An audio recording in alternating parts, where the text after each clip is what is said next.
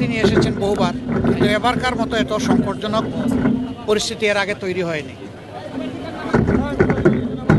আমি ধৈর্য ধরছিলাম, দোয়া করছিলাম বাইরে থেকে, এবং ধারণা ছিল যে এখানে এসে ডিস্টার্ব না করি। বিএনপির পক্ষ থেকেও সেই ধরনের একটা আহ্বান মহাসচিব জনাব মির্জা ফখরুল ইসলাম আলমগীর সাহেব জানিয়েছিলেন যে সবাই দোয়া করুন, এখানে এসে সবাই ভিড় করবেন না। এখানে ওনারও চিকিৎসা বিঘ্নিত হচ্ছে, আরও রোগীদের চিকিৎসা বিঘ্নিত হচ্ছে। তো আজকে আর কোনোভাবে মনকে বুঝাতে পারিনি, এই জন্য আসলাম। আমি ওনাকে দেখে এসেছি। এখন ওনার ডায়ালাইসিস চলছে এবং তিনি আসলে ডিপ সিডেশনেই আছেন। সারা দুনিয়ার মানুষের সাথে আমরাও দোয়া করি আল্লাহ তাআলা ওনাকে সুস্থতার নিয়ামত দান করুন।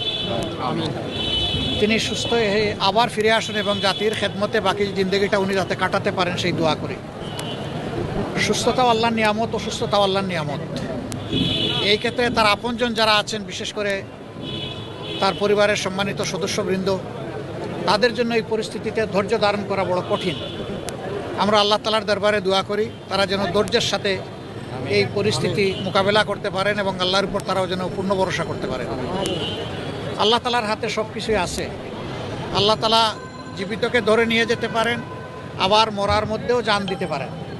উনি এখনও যেহেতু আলহামদুলিল্লাহ সারভাইভ করছেন, আমরা আশা রাখি, আমরা দোয়া করি উনি সুস্থ হয়ে উঠবেন ইনশাআল্লাহ। আপনারা সবাই দোয়া করবেন।